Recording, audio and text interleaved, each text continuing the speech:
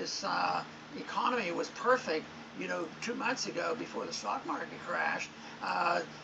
It's not quite that way. There's structurally problems which produces enough unhappiness that there can be political division that will go to bat and go to the streets, and that's what's going on. So we see it.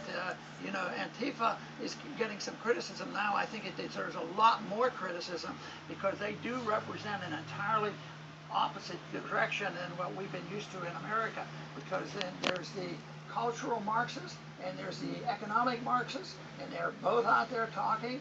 The people are frightened. They're easily influenced. Just think how easy it was almost to turn the world upside down by fake stories about coronavirus. I mean, now they're admitting that that they have lied about it, but they were able to have a great influence on this and really lie about what was going on and deceive the people. And that means the problems are out there, and it will not be solved by essentially printing more money. But if you look back in the last 6 months or even less, that is an historic increase in the money supply, historic increase in the benefits that government's promises, and people are trying to feel better, but those payments are actually going to slow up or stop soon. Oh, yeah. Well, even today, like I said, Trump has asked for another $1 trillion to continue the bailouts, but that will make people feel better for a little while. But the big thing is the money, the dollars, if you want to call them what it is, money or not, the Federal Reserve knows that they send to pacify the people, they can send them forever. But if they lose purchasing power, it won't matter. And the more you print and the more you send, the more they lose value. And that's what their people are facing. They're facing that today. So a lot of people are complaining, I don't have enough money for rent. And it's the landlord's fault, it's the businessman's fault, they're charging us too much. No, it isn't. It isn't a shortage of money. It's a shortage of value. So this is a big difference. If they think it's a shortage of dollars and Federal Reserve notes, yeah, then the answer is very simple. Do what they're doing, and look, it's wonderful. It works out. Yeah, but opium works out for a while. People feel fixed and get a fix, and they think that'll be the problem.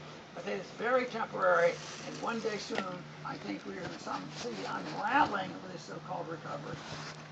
That's right, Dr. Paul. Unfortunately, it's not pretty when stuff like this unravels.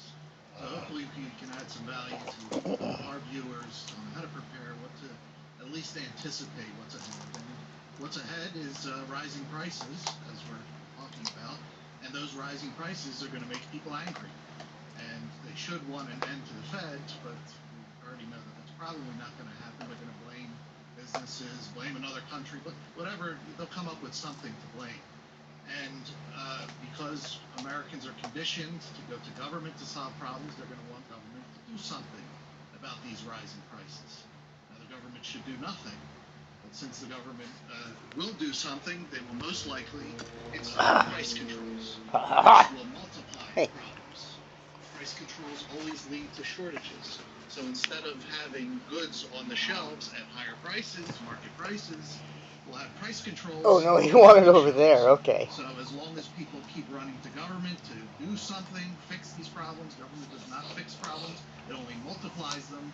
That's what we're going to keep getting. Just a multiplication of problems and rising anger.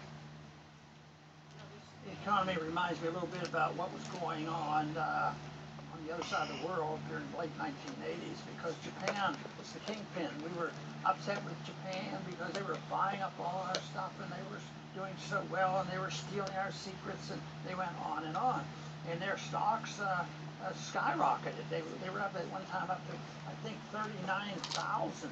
And lo and behold, they said there was a belief that it would never crash because the corporations would share in buying up stock, and then the banks were buying the stock.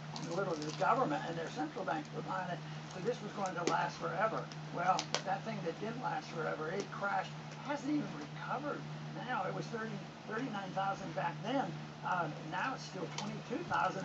It's risen a bit, last year or so. But it takes a long time. It was artificial, and we're doing the same thing. We're of course creating a lot of new money, but we're also in the business of purchasing stocks and bonds. And you know, the mortgage-backed bonds and literally getting involved in the stock market. I think the highest priority of the Federal Reserve right now, unfortunately, is the propping up of the stock market. Because with that stock market going down, the emphasis then will be on the reality of what's happening on the streets and what's happening to the average consumer. And this way, there's a bit of distraction from that. But it is something that will be very, very serious, and the Fed will not be able to just say, well, we'll just buy more and more and more. Eventually, there's a collapse in value, and that is when people will really be getting upset with each other. And of course, there's way too much of that now already, and that's a bigger question asked is why is there so much anger?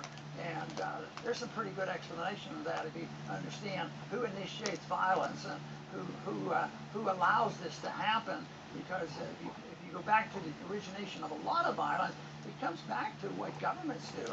They exist because they use violence. They use violence against us all the time. Violence to take our money and our kids and send them halfway around the world and fight wars that we don't need. Violence because we want to redistribute wealth and take from those who produced and those who haven't produced and have no respect for personal liberty. So there's a lot of violence, but it's orchestrated by government. But where did this government get the authority? Unfortunately, either they took it or the complacent